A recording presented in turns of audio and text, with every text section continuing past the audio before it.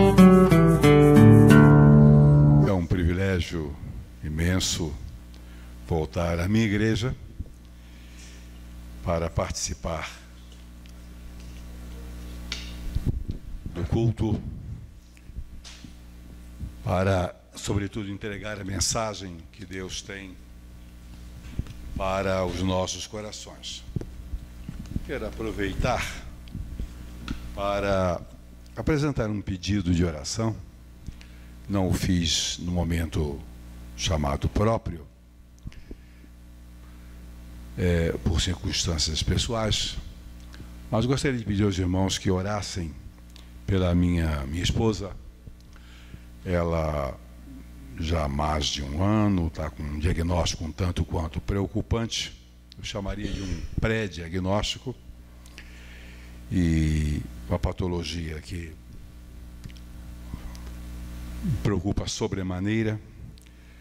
Teve uma grave crise de um ano para cá, está bem medicada, as coisas estão ou estavam indo relativamente bem, mas nos últimos dias parece que o ponteiro saiu para a esquerda. E ela carece, sim, está enfraquecendo muito rapidamente, carece das nossas orações. Pedir aos irmãos que, por gentileza, orem. É mais preocupante que os irmãos podem imaginar a priori. Mas o Senhor está no controle. Como na última oração agora, uma irmã falava com Deus, e foi muito bom o modo como ela falou com Deus, deixando claro que quando Ele nos atende, ótimo, que bom. E quando não nos atende, Ele continua sendo exatamente o mesmo ser amoroso para conosco. É isso que nós precisamos ter consciência.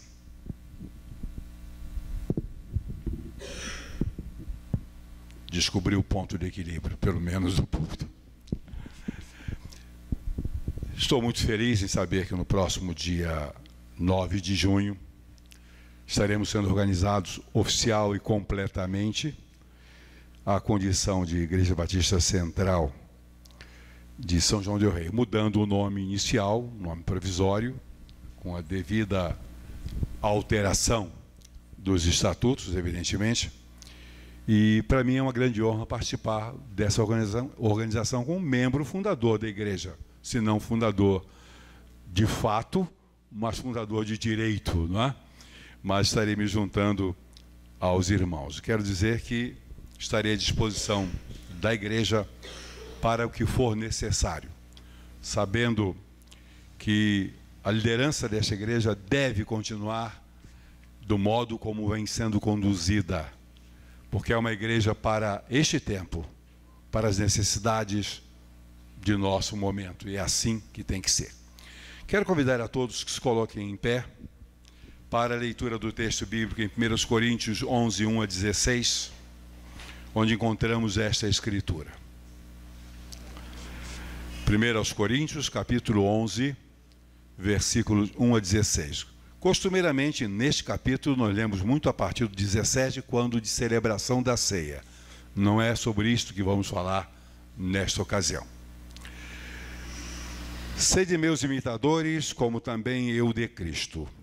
E louvo-vos, irmãos, porque em tudo vos lembrais de mim, e retendes os preceitos como vou-los entreguei.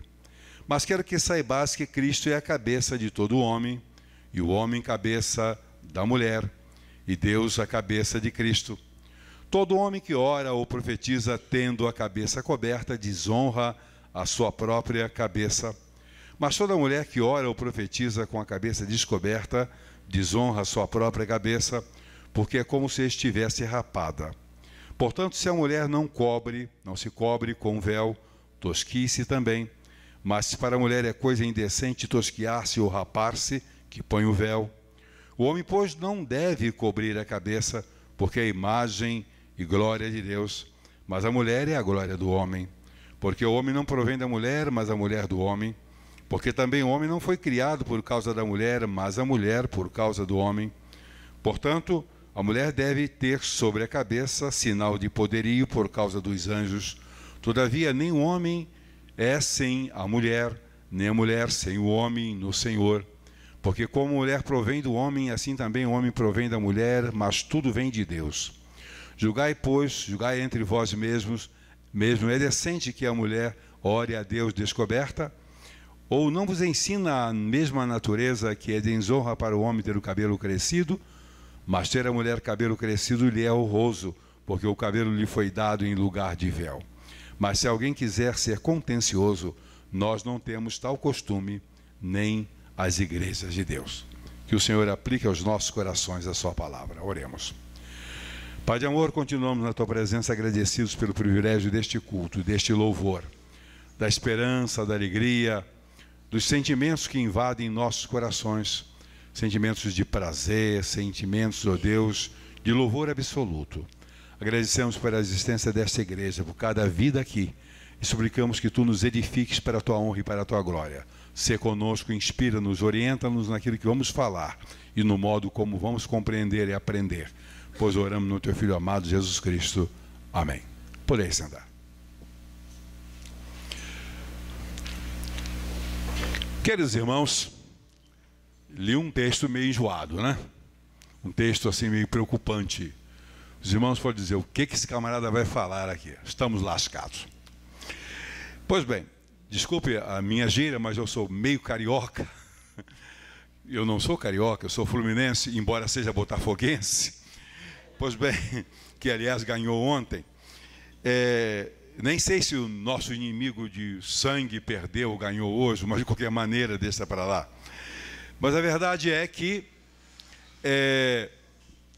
não é bem o que os irmãos podem esperar que vou falar. Talvez até surpreenda, espero não decepcionar, espero não agredir, mas é bem provável. Enquanto eu lia, quando o texto falava a respeito de ter o homem como um ato desonroso, ter a cabeça coberta, fiquei preocupado com a rapaziada de boné aqui. Porque a coisa, né, segundo o texto, estaria fora dos padrões. E outras coisas mais, muitas delas. Mas vamos considerar costumes antigos versus costumes modernos. É o que me foi encomendado, é a mercadoria que devo entregar nesta noite. Queridos irmãos, há na Bíblia vários tipos de textos. A poesia, enfim, a narrativas. A Bíblia é rica em todos os estilos, para todos os gostos, para todas as necessidades. Mas eu gostaria de chamar a atenção para dois tipos de textos na Bíblia. Textos legais e o segundo, textos regulamentativos ou regulamentadores. Não são a mesma coisa. Pois bem, o que chamo de textos legais, para nós, os cristãos, para a nova aliança, para aquilo que é definitivo na perspectiva de Deus para a humanidade, que não é a lei, o Velho Testamento e todas as suas normas, a própria Bíblia diz que eram a sombra dos bens futuros, tinha caráter didático, tinha caráter preparatório. O projeto final de Deus para a sua igreja, para o seu povo, é exatamente aquilo que ele concebeu e derramou na terra na forma de uma nova aliança, que aconteceu com a vida de Cristo e sua morte, que também não é uma coisa tão nova do ponto de vista, digamos, ontológico do ser maior de Deus. Por quê? Porque o plano de enviar Jesus Cristo estava lá no início da era dele, lá na eternidade. Não começou nem no Éden. O Éden foi, na verdade, o modo como quando ele começou a revelar ao homem. Porque o Cordeiro Eterno foi crucificado lá na eternidade. Porque Deus está fora do tempo. Se está fora do tempo, nós não podemos conceber um momento na nossa maneira de ver e pensar quando teriam começado as coisas. Todas as coisas começaram no tempo de Deus. Ou seja, fora, muito fora daquilo que nós chamamos de tempo. Pois bem, mas o que eu chamo de textos legais para nós, os cristãos, são os evangelhos.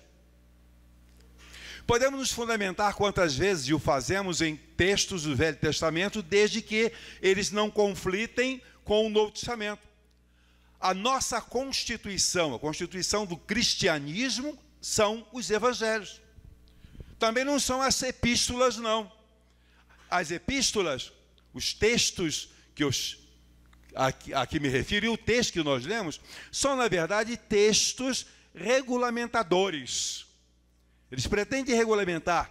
É como se fosse, comparando ou mal comparando, a Constituição de um país é a lei básica, é a lei principal. Depois vem as leis ordinárias, as leis complementares, as constituições estaduais, suas leis.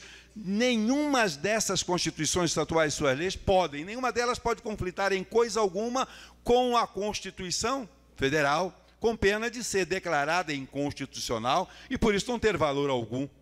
Mas isso, pelo menos no mundo ocidental, começou lá na Inglaterra com a Magna Carta, uma Constituição absolutamente consuetudinária, que não foi escrita por ninguém, apenas foi feito um apanhado dos fatos todos, dos direitos e das regalias, das obrigações que aquele povo tinha, reuniram aquilo tudo na forma de uma Constituição. Começou lá. Depois começaram a redigir, e nós temos uma última aí até engraçadinha, muito bonita, cheia de direitos, mas o problema é que no Brasil há outras formas de direito, sobretudo processual, que no fim acaba beneficiando os criminosos. E criminoso no Brasil não é preso, desde que tem um bom advogado e bastante dinheiro. Agora parece que a casa está caindo aí para o lado do pessoal. Mas durante muito tempo foi assim. Não bastava ter dinheiro, teria que ter direito. Não era problema algum ter crime, desde que tivesse um bom advogado. Mas as coisas estão mudando. Mas na Bíblia o que nos interessa, a base de tudo, são os evangelhos. As cartas, todas elas, à exceção de Atos, que é um livro histórico, é narrativo, as cartas todas elas são muito boas, desde que não conflitem com os evangelhos. São textos regulamentadores. Pois bem, é claro que os evangelhos prevalecem sobre tudo mais. Porque os evangelhos narram que as palavras de quem? As palavras, os atos, os feitos de Jesus Cristo. É natural que encontremos nas demais escritas afirmações que nem sempre se coadunam de modo completo com os ensinos de Jesus. E este texto que nós lemos é um deles. Tem coisas aqui que Jesus Cristo nunca falou, nunca sequer ensinou, mas que Paulo mandou o machado, firmou como sendo coisa absoluta. E tem igrejas fundamentadas nisso. Eu estou aqui para julgar as igrejas? De maneira nenhuma, eu não julgo ninguém. Jesus Cristo não julgou ninguém. Ele disse a ninguém julgo. Sabe por que ele disse? Porque ele conhecia perfeitamente todas as pessoas do seu interior, da maneira perfeita e completa. Sabia das suas limitações, até que ponto elas iriam, até que ponto não poderiam ir. E, consequentemente, ele não estava para julgar. Na verdade, ele não veio para julgar o mundo. Ele disse claramente, ele veio para salvar o mundo. E poderia fazê-lo, porque ele veio para morrer pelo pecado, pelos nossos pecados. Se ele veio para salvar, ele veio para nos substituir. Portanto, a questão dele nos julgar estaria totalmente fora de cogitação. Ele resolveu esse problema na cruz, nos perdoando, nos salvando, e estabelecendo para aqueles que vão ser salvos e são salvos, a condição de nele crer e se submeter. O resto ele faz. O resto ele faz. Pois bem, mas por que eu estou considerando isso? Porque os escritores, eles estavam apegados ainda às suas culturas, às suas tradições. E Paulo era um deles. Ele estava apegado à sua cultura, à sua tradição. E é muito difícil, mesmo para nós, nos desvincularmos das nossas tradições, das nossas culturas. Vejam bem, esse pastor que está falando para vocês tem 45 anos de pastor. A grande maioria aqui, 90%, não tem sequer de idade o que eu tenho de pastor. Eu tenho 60 anos como membro de igreja batista. Mas muito tempo antes disso, com 7 anos de idade, eu me converti e comecei a ouvir coisas. E foram passados parâmetros, princípios, normas, etc. E todas essas coisas foram encalacradas na minha cabeça. E tudo isso que nós absorvemos, que nós assimilamos, tem um nome, chama-se estereótipos, ou seja, imagens que são colocadas em nossa cabeça. E a nossa cabeça está infestada dessas informações, que se constituem parte do nosso ser. Experimente se livrar de um deles, de um pedacinho, para ver como dói. Porque nós estamos ligados, fazem parte do nosso ser. Vou dizer uma frase para os irmãos e amigos aqui, que possivelmente ninguém tem ouvido. E ela é minha mesmo. No que tiver de bom, que beleza, poderão bater palmas no futuro. Agora não. Deixa amadurecer para chegar à conclusão se presta ou não. Se for ruim, pode ficar com raiva, não tem problema, não vai me matar também. Eu já estou acostumado com isso. Sobre o ser humano, o homem, nós, homem e mulher, nós somos a soma de todos os nossos momentos tornados uma constante. Então, o que eu sou até hoje? Eu sou a soma de todos os meus momentos, de todas as minhas experiências, que se transformam em mim na constante que eu sou agora. Amanhã, em função de novas aprendizagens de hoje, eu já serei outro. Mas cada um aqui, tenha vivido muito ou tenha vivido pouco, também é a soma de todos os seus momentos até agora. Em função das informações de hoje, amanhã já serão diferentes. Há mais de 7 bilhões de pessoas vivas no mundo hoje. Mais de 7 bilhões. Possivelmente alguma coisa em torno de 5 a 6 bilhões nasceram, viveram e já morreram. Vamos considerar 5 bilhões. Existe mais gente viva do que nasceu e viveu e morreu até agora. 7, 5, 12. Portanto, mais ou menos aí 12 bilhões, é um número aleatório, é só para raciocínio. Mais ou menos 12 bilhões de pessoas nasceram e viveram e parte está viva hoje. Pois bem, não existe uma só pessoa que seja rigorosamente igual a outra, nem gêmeos univitelinos, os sósias perfeitos, não sósias físicos, mas também emocionais, neurológicos, afetivos, sósias de qualquer jeito, nem gêmeos univitelinos são iguais uns aos outros. Durante certo tempo, são organismos em duplicata. Nem em todo o tempo, né, Zô? Depois muda. Por causa das interações, até o organismo fica diferente. No princípio, que beleza, pode pegar um órgão de um, colocar no outro, tudo maravilha. Mas lá pelos 12, 15 anos, não. Um já começa a reagir contra o outro. Todos somos diferentes. Por causa de quê? Por causa da nossa construção, não só genética, mas também genética, social, emocional, da aprendizagem, tudo vai somando e produz o ser humano que nós somos neste momento, que amanhã será diferente, e depois mais diferente. E que bom que mudemos, porque quando mudamos, para melhor. Pois bem, o que tem a ver isso que estou falando? Porque nós temos nossa carga de estereótipos. E como é difícil. Quando eu cheguei aqui há uns 2 meses atrás, ou 3 pela primeira vez, tomei alguns sustos. Sabe por quê? Porque eu fui criado em igreja onde, na minha época, a gente não podia tomar guaraná em copo, porque as pessoas poderiam pensar que era cerveja. Tinha que tomar guaraná na garrafa, no gargalo. Há 20 anos atrás, esses jovens que usam boné aqui, se estivesse numa igreja batista, não teriam o boné arrancado, não teria a cabeça arrancada.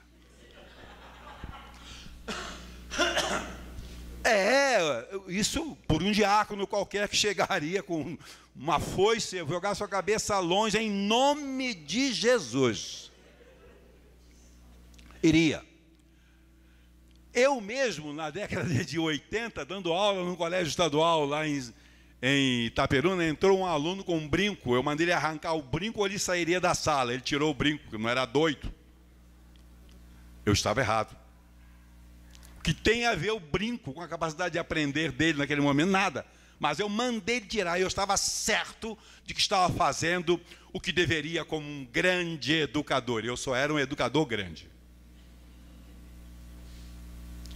Quanta bobagem!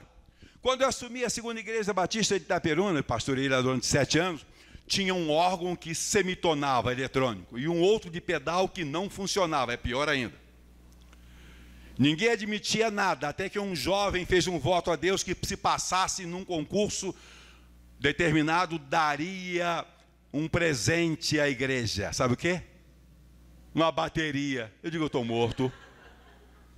Eu estou morto, mas a minha cabeça era bem melhor do que aquela geração que estava lá. Sabe por quê? Eu disse, compra. Eu não sei quem é que estava errado. Hoje eu imagino.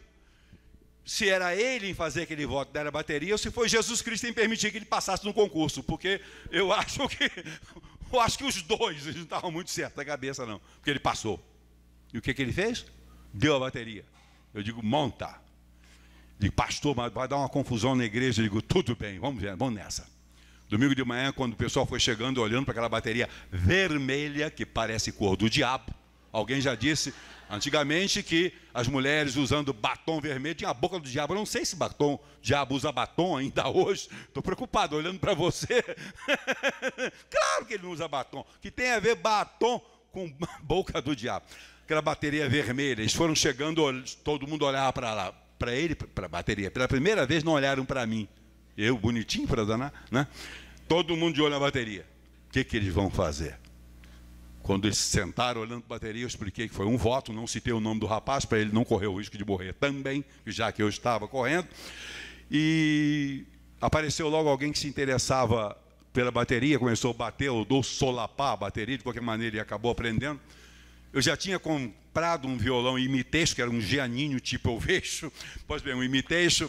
Apareceu alguém que tocava guitarra, eu comprei uma guitarra e um bairro, e dentro de 2 ou 3 meses eu esculhambei a igreja.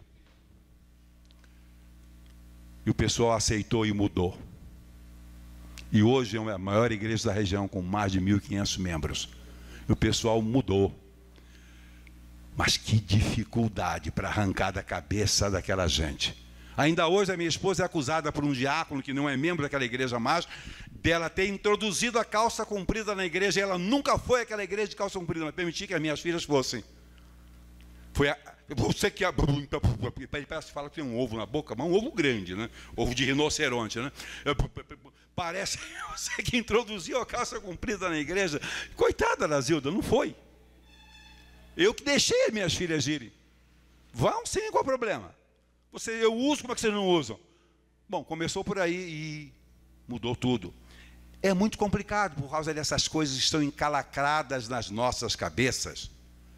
Nós sacralizamos coisas que não tem nada de sagradas. Não tem nada a ver. Permissão de bateria, guitarra. O que é isso? Mas já foi assim. Já foi muito pior do que em muitas igrejas. Agora, um mês atrás, me convidaram para pregar numa igreja chamada Casa de Oração. Se alguém puder pegar para mim, vai me ajudar bastante. Porque eu não sei, eu desço, eu não sei se consigo voltar. Obrigado. Pois bem, é uma igreja, obrigado, minha irmã, das mais antigas no Brasil. Parece-me que foi a denominação mais antiga a chegar no Brasil. Os de brother ingleses, conhecidos no Brasil inicialmente como Irmãos Unidos. São igrejas que são intituladas Casa de Oração. E elas não têm pastor. Uma ou outra tem pastor. Tem 2 presbíteros, o presbítero docente, que ensina, que prega, que faz o trabalho pastoral, e um outro presbítero que é o administrador, de fato, da igreja, que faz a parte funcional da instituição. E é uma igreja onde as mulheres usam um véu. Não é a única, não. Muito solene, muito bonita. Cheguei lá, só tinha um órgão, aquele de pedal, e as irmãs todas com véu. Eu digo, bonitinho. Preguei, foi um culto maravilhoso, graças a Deus ele me deu uma mensagem boa para o meu gosto, pelo menos, para a minha edificação. E eu fiquei pensando, tudo bem, coloca um véu na cabeça fino, que dá para ver o cabelo que está por baixo, a arrumação. O que é que ele tem de espiritual? O que está dentro da cabeça? O que está por cima eu estou vendo. O que está dentro da cabeça? Alguém vê? O que está no coração da pessoa? Alguém vê? Por acaso eu estou de blazer aqui. Há 4, 5 anos atrás eu não subiria num púlpito de jeito nenhum sem paletó e gravata. E a igreja, se o camarada aparecer lá assim como eu estou, você não vai nem fazer oração silenciosa. Você está doido? Não, Deus não vai lhe atender. Oração silenciosa dessa maneira? Não. Pregar então, nem pensar. Agora vamos chegar para o texto mais proximamente. Quando Paulo escreveu esta epístola, nenhum dos evangelhos ainda havia sido escrito. O mais antigo dos evangelhos, que é o de Marcos, não é pela ordem não, o mais antigo de Marcos, ele foi escrito no ano 67 depois de Cristo, 67. Olhem bem, Este texto de Paulo foi escrito no ano 55, 12 anos, portanto, antes, mais ou menos, segundo os historiadores. Paulo não conhecia o texto legal de nenhum dos evangelhos. Trabalhava em cima da inspiração? Sim, trabalhava. Mas ele produziu muita literatura em cima da sua tradição judaica. A maior parte. E mesmo quando os evangelhos foram escritos, espalhados, não saíram pelo mundo como saem os livros hoje, que já são coisas ultrapassadas, menos ainda do que a informação passa hoje dia para dia. Mal aconteceu, já está virando velha um minuto depois. Você vai tentar contar uma novidade para alguém, isso é velho, eu soube agora, 2 minutos atrás. Era muito difícil. Pois bem, Paulo estava regulamentando sobre assuntos que não haviam sido tornados públicos ainda. Palavra de Jesus Cristo que ainda não era conhecida pela igreja, pela comunidade dos salvos. E isso faz com que ele se aferrasse, isso não é palavrão não, aferrar é agarrar-se, né? Ele se aferrasse aos princípios do judaísmo e sobretudo do farisaísmo. Ele era fariseu, ele era do rito, da doutrina, da particularidade mais rigorosa em termos de religião. E ele era bom naquilo. E era a secção, o fragmento mais sério do judaísmo, era sim o farisaísmo. Não eram os saduceus, não, eram os fariseus. Teologicamente, os saduceus eram fracos, eram até heréticos. Mas os fariseus não, eram rigorosos, legalistas. Os herodianos eram vira-casaca. E havia um grupo terrorista também, que eram os... Fugiu agora aqui. Zelotes. Tinha de tudo lá. Mas ele era da fina flor. Ou seja, o texto regulamentador veio antes do texto legal, que serviria de base para fundamentar a vida e a realidade das igrejas. É claro que, ainda que as orientações de Paulo não contivessem e nem contenham heresias, não contém, em que ele exagerou não faz diferença alguma, não tem importância nenhuma para o mal, e não vai fazer bem, não vai melhorar a comunhão de ninguém pelo fato de as praticar. Elas estavam fora do foco e dos propósitos do Senhor Jesus, que nunca estabeleceu qualquer tipo de detalhes inúteis à conduta humana. Basta ler os evangelhos, e é interessante que nenhum dos escritores, nem Mateus, nem Marcos, nem Lucas, nem João, narra qualquer tipo de exigência tola de Jesus. Não, pelo contrário. Ele comia com pecadores, dormia em casa de pecadores, ele sentava junto com pecadores, conversava com pecadores. Ele até assustava, desesperava os seus discípulos por ser capaz de conversar com uma mulher pecadora que tinha tido 5 maridos e o que tinha também não era dela. Eles ficaram escandalizados. E Paulo também se escandalizaria. Só que o objetivo dele era buscar e salvar o que se havia perdido e não colocar fardo algum sobre o ombro de ninguém, a não ser que devesse viver segundo os seus preceitos, que são, acima de tudo, preceitos de amor e de graça. Ele, Jesus, primava pela fé em verdade, com exclusão de tudo que fosse tradição. A própria lei ele veio não quebrar, não desprezar, mas ele cumpriu a lei. E se ele cumpriu a lei, ele teve, tinha e tem algo melhor, muito mais importante do que legalismos, tradições inócuas. Mas tomemos cuidado para não nos tornarmos judaizantes, mas não também nos tornarmos banalizadores de aspectos divinos. Precisamos ter cuidado. Há sempre um meio termo inteligente de nos comportarmos. Mesmo em relação a costumes que não tenham que ser necessariamente de base teológica. Vamos ver alguns preceitos impostos, judaicos impostos à mulher de então. Lembremos-nos que Paulo era judeu e fariseu. Ensinou preceitos que Jesus nunca ensinou. Ele foi claro no versículo 2. Louvo os irmãos, porque em tudo vos lembrais de mim, e retendes os preceitos como vou-lo entreguei. Preceitos dele. Jesus nunca falou disso, nunca se preocupou com isso. Tá bom.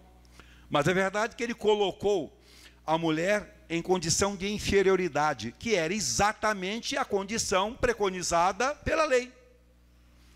Mulheres e crianças, na velha dispensação, eles não eram nem contados. Mesmo durante os milagres de Jesus, são 5.000 homens, deu para alimentar 5.000 anos, fora mulheres e crianças, eles não eram nem contados, eles eram insignificantes. Isso era preceito judaizante. E Paulo bota a mulher para baixo ali. Vejamos o que disse Jesus respondendo aos saduceus a respeito da ressurreição, quando propuseram uma charada. Fulano de tal morreu, veio o irmão, era uma lei, né? Teria que suscitar descendência, veio o irmão, casou com a viúva, morreu o cara, vem o terceiro, morreu, vem o quarto, vem o quinto, sei lá até quando foi, morrendo o homem. No final morre a mulher também, vai para a vida eterna, de quem ela é esposa? Ou seja, entregaram um pepino para Jesus Cristo. Vocês estão enganados. Vocês estão totalmente equivocados, porque na ressurreição nem casam, nem são dados em casamento, mas serão como os anjos de Deus no céu. Mateus 22, 30. A palavra de Jesus Cristo sepultou esse problema. Vocês estão enganados. Não tem diferença. E nós já somos novas criaturas. Nós já temos a vida eterna. Se nós temos a vida eterna, nós alcançamos em termos espirituais essa similaridade com relação ao futuro com Deus. Ou seja, diante de Cristo, diante de vida eterna, durante a morada final nossa com Deus, não tem homem nem mulher, não existe isso. Então podemos começar muito bem agora a praticar essa igualdade que já é definitiva, que já foi alcançada pela cruz. Consequentemente, não homem melhor do que a mulher, nem na sociedade é assim. Estou gostando muito da posição da presidente do Supremo Tribunal Federal. Está segurando algo lá no peito da raça da pirraça, com mais autoridade, com mais segurança do que alguns homens bananas que tem lá. E ela está segurando. Não sei se isso é virtude dela ou não, mas ela está fazendo um trabalho, vou usar uma expressão aqui machista, de um bom homem. De um bom homem. Pois bem, não há diferença nem importância diante de Deus entre homem e mulher. Isso de não permitir que a mulher faça isso ou faça aquilo é sacralização da bobagem. Quando eu era pastora segunda de Itaperuna, a primeira de Itaperuna, isso lá em 89, 90, já faz um tempinho, né? Mas eu continuo novinho. Pois bem, a primeira igreja me convidou para pregar em um dos cultos em que se estava ensinando coisas a respeito de como escolher diáconos. E eu fui um deles, com essa boca grande, preparei um sermão, fundamentado no Novo Testamento, bastante em Paulo, para provar a necessidade de diaconisa e provando que naquele tempo existia diaconisas. Preguei. E a cara dos homens lá, todas para comigo era de maus amigos, injuriados. Porque ninguém queria diaconisa ali. Passados os sermões preparatórios, todos eles escolheram só diáconos. Eu digo, para que me chamaram lá? Chamaram para me fazer passar vergonha, eu vou fazer papel de bobo lá. Agora, há um mês e pouco atrás, eles foram escolheram diáconos, diaconisas, etc. Fizeram o concílio e eram 9. 6 diaconisas e 3 diáconos. Digo, vocês mudaram seus bobos. Eu estava muito mais avançado do que vocês. Lá atrás, há 30 anos atrás, eu já sabia que era necessário vocês segurar a onda. Agora tiveram que consagrar diaconisa, né? Bobões. O tempo passa, as coisas mudam. Mas aqueles que lá atrás só elegeram diáconos, estavam certos que estavam protegendo a santidade, o incólume nome de Batista, porque nós somos conservadores. Perca de tempo. Sou favorável à diaconisa, sou favorável à pastora. Se alguém quiser criar bispa e apóstola, pode criar. Não gosto não, mas pode. Também não tem nada com isso. Olha, isso é uma questão de bobagem. Deixa para lá. Farisaísmo puro. Preceitos judaicos impostos aos homens de então. O que hoje chamamos de machismo é coisa velha. O judaísmo, e ainda hoje, o judaísmo é coisa de homem.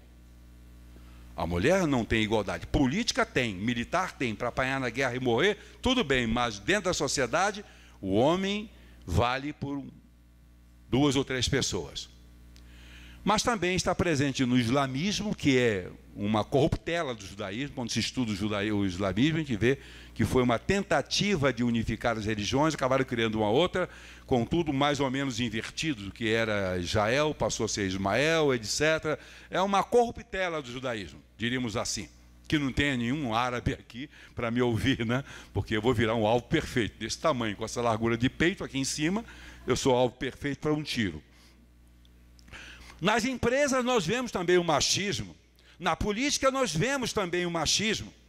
Embora se fale na sociedade que todo mundo é igual, não é não. Os salários das mulheres, além do serviço público, fora do serviço público, continua sendo, nos concursos não, mas continua sendo inferior, sim, aos dos homens.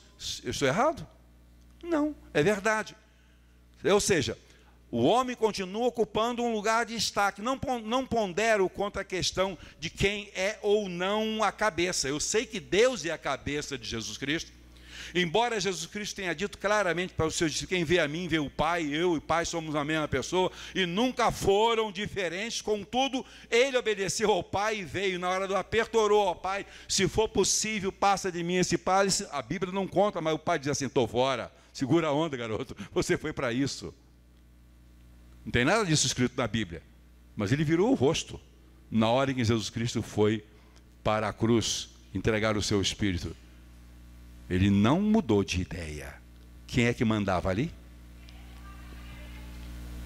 O amor de Cristo nos constrange, o amor de Cristo estava presente, mas estava um homem também ali, que teve todo o direito de chiado que viria, e Deus não lhe quebrou o galho. Vamos usar essa linguagem meio barata, né? Pois bem, eu sei que Deus é a cabeça sobre Jesus, Jesus é a cabeça de todo homem pode até ser a cabeça da mulher, e eu concordo, mas não existe cabeça sem corpo, o próprio texto diz, aliás, em termos biológicos, vem do corpo o sustento para a cabeça, mas é da cabeça que saem os desígnios neurológicos para comandar todo o corpo. Interessante que eles estão saindo e o corpo nem percebe, e a própria cabeça também não sabe o que está acontecendo, saindo de lá e comandando através do sistema vagal, o funcionamento de cada órgão. Que beleza, que coisa maravilhosa. E nós achamos que a cabeça é a parte mais importante do corpo. Tira o coração, joga fora. Tira o fígado. Joga o baço, bem jovenzinho, para ver como é que vai ser o metabolismo dessa pessoa. E não é um dos mais importantes. Tira um pulmão, deixa só um só, para ver como é que a vida complica. Tira os dois, eu quero ver ele sobreviver. Pois bem, é uma harmonia completa. Um dependendo do outro. Tá bem.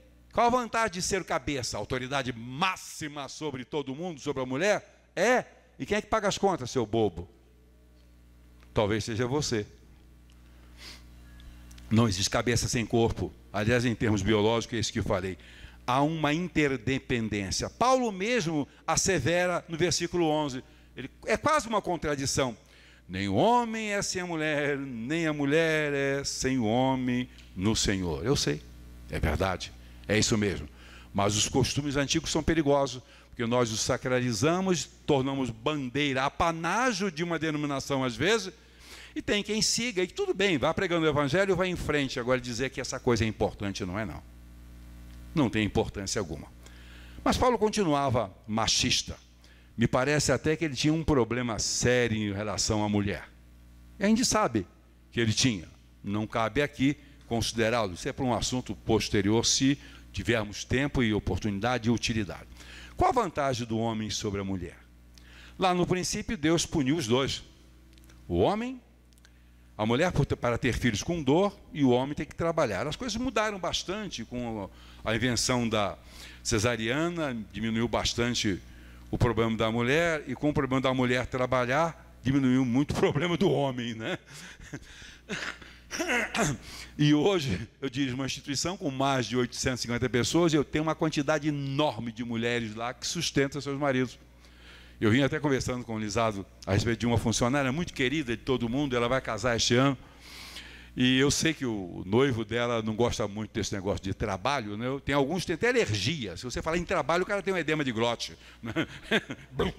Cai, você tem que ter cuidado, falar, não é bem trabalho, é um negócio mais ou menos assim, de sim. Mas parece que o noivo dela é um desse, que corre o risco danado de ter um edema de glote se você falar em trabalho. Eu disse, fulano, você vai casar? E aí? Quer dizer que e o seu noivo vai dizer assim, bem...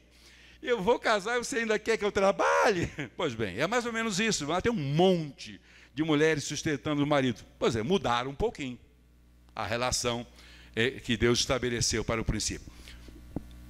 E a questão de cabelo grande, por exemplo, que Paulo se refere, Jesus Cristo usava o quê? Meia cabeleira? Cabelo cortadinho, raspado só de um lado, como o rapaziada usa hoje aí? Que ele usava? Era cabeludo. Então o próprio Jesus Cristo conflitava com o ensino de Paulo e todos os discípulos de então, e todo o costume naquele momento, mas Paulo tinha lá os preceitos dele, eu não sei de onde que ele arranjou, sei sim, mas que não tinha valor nenhum para o cristianismo. Bom, cuidados que devemos ter com os costumes odiernos. Nós não devemos ser radicais, mas não podemos ser banais. Devemos nos afastar daquela expressão, não tem nada a ver. Eu faço isso, ando assim, não tem nada a ver, não pode ter a ver. Pode ser. Por quê? Porque na esteira do nada a ver, começamos a importar algumas práticas pecaminosas e bastante inconvenientes para o reino de Deus. Podemos sim. Começamos a ser tolerantes com o que não deveríamos. Precisamos ter marcas firmes no nosso modo de ser. Terça-feira, quando eu retornar para casa, eu vou com a camisa cor-de-rosa. Há 5 anos atrás, eu não vestiria uma camisa cor-de-rosa de jeito nenhum. Não estou falando em 20 ou 30, não. Há 5 anos atrás, eu não vestiria uma camisa cor-de-rosa de jeito nenhum. Mas muitas pessoas podem estar de camisa listrada, gravata, de terno. E, desculpa a expressão, pode ser um boiola e parecer um machão. Outros podem estar de camisa cor-de-rosa, não tem nada a ver. Não é a cor da camisa. Aliás, a cor da camisa já é um estereótipo. Considerar esse tipo de roupa, de cor, já é um estereótipo que está na cabeça das pessoas. E nós não precisamos ficar submissos a isso também. Certo? Pois bem, mas quais são as marcas firmes que nós precisamos manifestar? Não na casca do ser, mas no âmago do ser. Frutos dignos de arrependimento. Mas se eu estou me vestindo de uma maneira que vou levantar suspeita, então não devo me vestir. Se eu vou me pintar, qualquer coisa estranha que eu venha fazer no meu corpo, que vai levar as pessoas a me confundirem com outras pessoas, então não devo fazer. Isso é um cuidado, a prudência de cada um. E isso é um senso, é um ponteirozinho que a gente tem na cabeça, se vale a pena ou não fazer ou deixar de fazer. Aliás, o próprio Paulo fala, se comer carne escandaliza seu irmão, você não deve comer. Mas há algum problema em comer carne? Não, eu pelo contrário posso comer carne à vontade. O que eu não posso comer é carboidrato. Ainda que não escandalize a ninguém comer carboidrato, me faz um mal danado, porque ele vai virar açúcar dentro de mim, certo?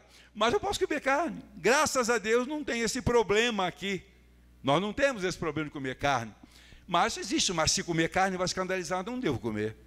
Parece absurdo isso. Eu não devo fazer nada que levante suspeita a meu respeito, ou a respeito da igreja, ou do Cristo Jesus a quem eu sirvo.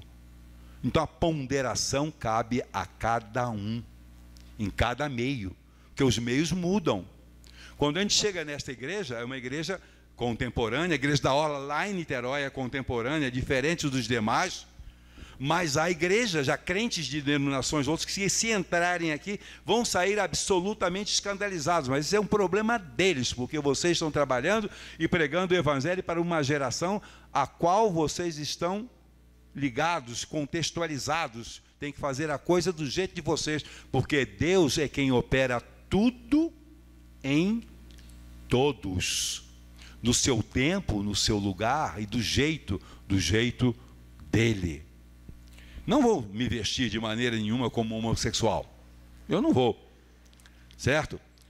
Não vou falar como um perdido. O meu linguajar precisa ser diferente. A minha postura nos diálogos precisa ser diferente. Mas eu não tenho que fugir do ambiente em que estão aqueles que têm linguagem chula. Eu só não devo proferi-las, ou tais palavras que eles proferem. Eu tenho que me conter. Até no riso, diante de uma piada indecorosa que eles contem, eu preciso puxar o freio de mão. Também não devo amarrar a cara absolutamente para não me tornar inconveniente, mas também tem que dar uma puxada. Aquilo não deve, eu devo demonstrar que não me agradei tanto como eles pensavam ou pensariam que eu iria me agradar. Mas não vou ficar inimigo deles, porque eu tenho que alcançar o mundo. Interessante, nós somos sal da terra e luz do mundo. Não basta ser branco como sal. Nós precisamos ter a consistência e o sabor para poder salgar, para poder produzir efeito junto aos que necessitarem. Que costumes podemos e devemos evitar? Lá em Levítico 18, 30, os irmãos podem dizer, olha, invocando um texto do Velho Testamento. Deveria não fazê-lo, mas eu vou fazer e vou mostrar por quê. Portanto, guardareis o meu mandamento, não fazendo nenhuma das práticas abomináveis que se fizeram antes de vós, e não vos contamineis com elas. Eu sou o Senhor, vosso Deus. Interessante. Nós não devemos praticar nada que de abominável foi praticado em qualquer tempo. Isso serve para uma consolidação, para uma sistematização da teologia. Serve para todo tempo. Pecado é pecado em todo tempo. Agora, modo de viver e costume é outra coisa. Isso aqui é em relação ao pecado. Porque os costumes dos povos são vaidades, pois corta-se do bosque um madeiro, costumes, obra das mãos dos artífices, feita com machado, ou seja, a idolatria sempre foi condenada e devemos banalizar, devemos nos afastar dela. Ah, mas o pastor não está achando que possa existir idolatria? Pode sim, no nosso meio. A Bíblia, a palavra de Deus, já havia sendo usada como peso, contrapeso em cima de papéis, como amuleto por muitos crentes.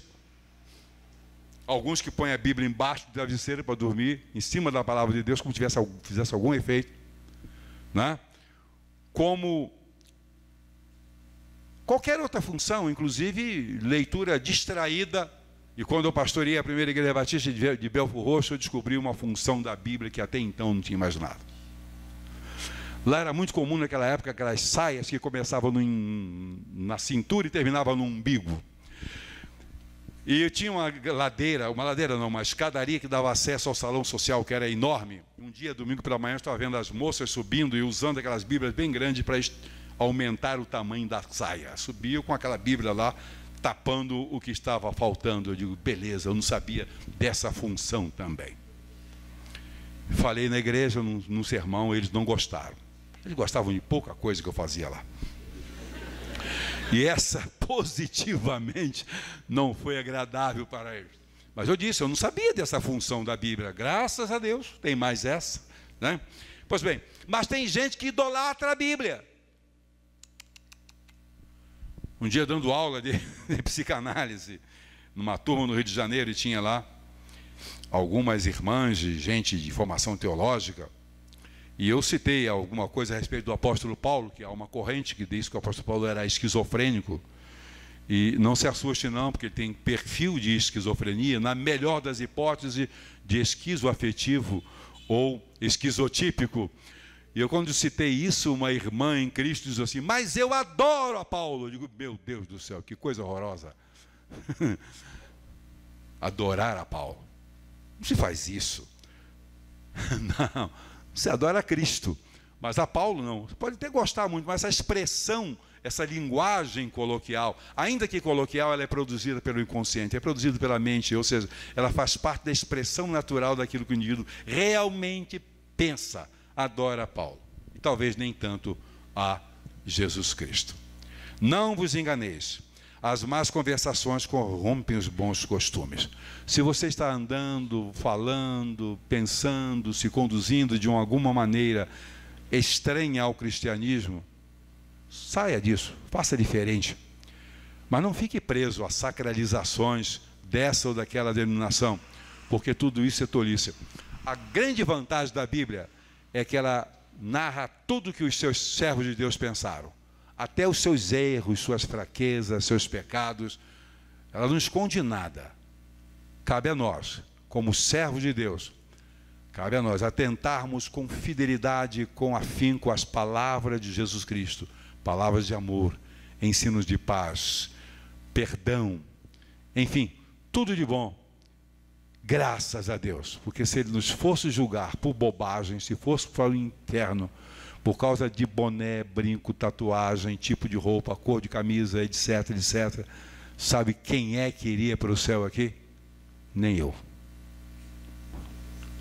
E olha que eu gosto de mim, sou bem intencionado para comigo, nem eu. Pois bem, cuidado com os costumes. Vamos viver um evangelho sadio, um evangelho incontestavelmente correto, na expressão real do amor de Deus para com os homens. Que Deus nos abençoe. Exato.